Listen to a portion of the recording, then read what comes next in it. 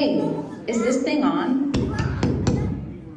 You are all currently listening to the voice of Allie Lothman. You didn't think a little bit of childbirth was going to keep me from giving the maid of honor speech at my best friend's wedding, did you? Here we go. So I've written about 5 openers for this speech, and well, I've decided I'd let you in on one of my most favorite memories with the bride. There were endless memories to choose from. We would be here all night if I wrote about them all. Although, and I know how this sounds, but honestly, it would make for a great podcast if Michelle and I sat down and talked about the things we've experienced together. Seriously, you would laugh and cry, and then probably laugh until you cried. But I'll never forget my first evening in Cortona, Italy.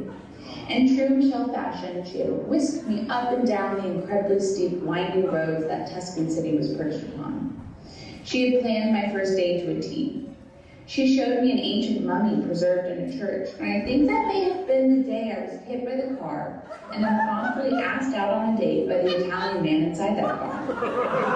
If I remember correctly, it was that late summer sunset that we spent alone in the kind of bar and bistro you would see in a life insurance commercial. We drank dry white wine, and I remember we were moved to tears together for how beautiful it was. And maybe it was the wine, the perfect, warm, soft, summery breeze, and maybe it was the way the golden light reflected off the landscape and bathed us in its holiness, but I remember Michelle and I having a moment. Like the culmination of a lifetime of friendship had brought us to this one special place in time, 5,000 miles from where we grew up.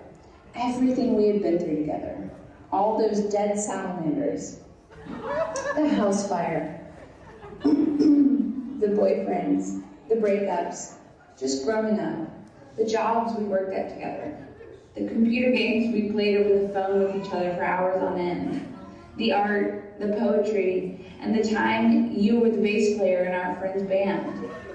All that life we lived together, and here we were, you and I, on a rooftop overlooking the stuff that inspired Michelangelo. It was twilight now, and the sky was streaked at the horizon in pink and purple. We both looked at each other, tears filling our eyes.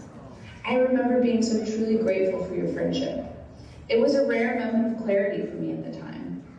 How lucky I was to know a girl so appreciative of art and beauty, that you thought to share that magic with me, to know a girl that would teach me the slow museum walk, the deep, insightful understanding you've always had of me.